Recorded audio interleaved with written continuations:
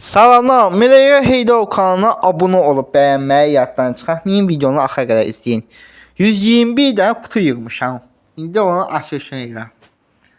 Qəşəng silahdır bu həm də. Olub çıxan da.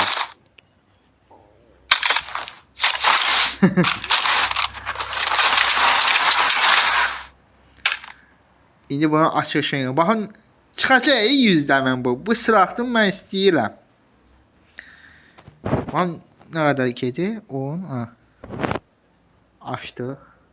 Silah gətir, laf gətir. Geç. Oha, Uzi. Bir dənə də açay. Bir dənə də açay.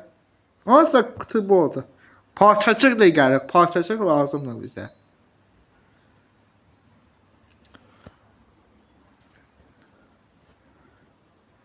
Gəl.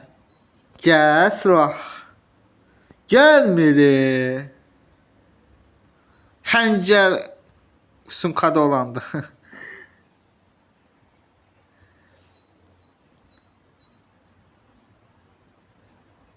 Bomba gəldi.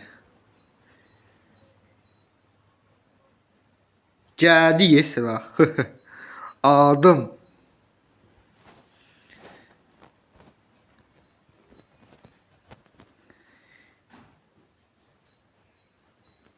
Bir dənə də açım.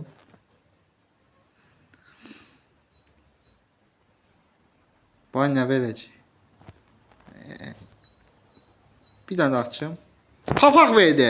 Süper.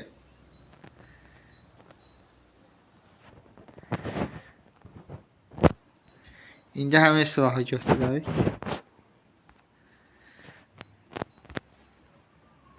Alovlu silah. Süperdir. Uzi'ni də götürək. Süperin süperi deyə bu. İndi bir dənə papağımızı da qoyaq.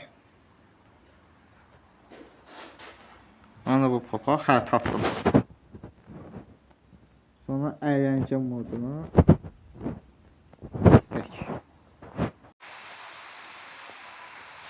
Hani o silah götürün. Bu da.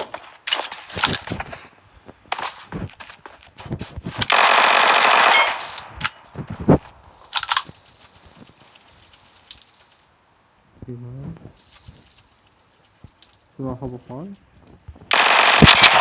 Yaxşən. Yaxşı bu silahı adı mı?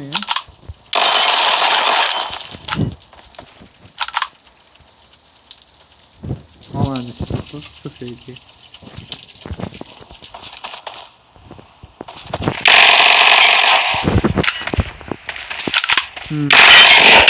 Süperdi. Siz de abone olup beğenmeyi yaddan çıxartmayın.